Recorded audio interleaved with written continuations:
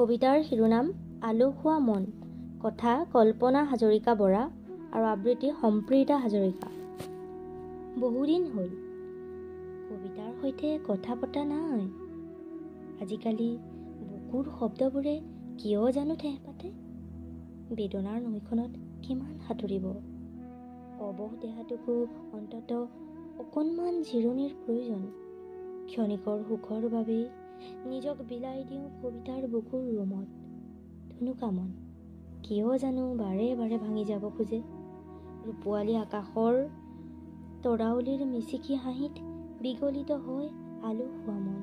সেয়েহে চাগৈ নিসংগতা সঁচাই আপোন।